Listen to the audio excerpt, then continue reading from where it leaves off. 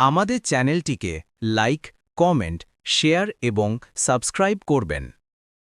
আজ ননঘোষ দাদুর মনটা ফুরফুরে।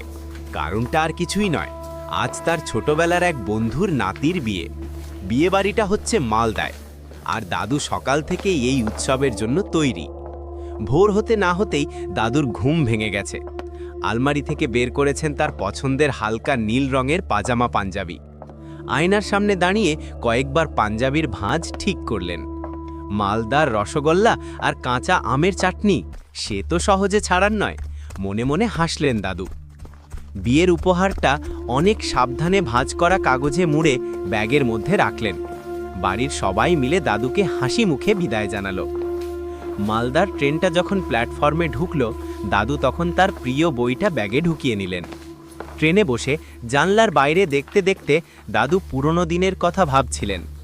কিভাবে বন্ধু আর তিনি ছোটবেলায় একসঙ্গে আম চুরি করতেন। মালদার মাটি ছুঁতেই দাদুর চোখে পড়ল চারদিকে আমের বাগান।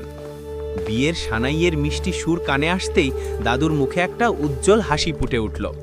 তিনি এখন সম্পূর্ণ প্রস্তুত।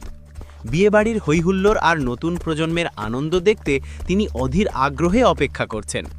তার সারাদিনের পরিকল্পনা, দুপুরে কবজি ডুবিয়ে খাওয়া, সন্ধ্যায় নতুন বর বউকে আশীর্বাদ করা, আর রাতে বন্ধুর সঙ্গে বসে পুরনো দিনের মজার গল্পে মেতে ওঠা। কেমন লাগলো দাদু ননঘোষের মালদা যাত্রা?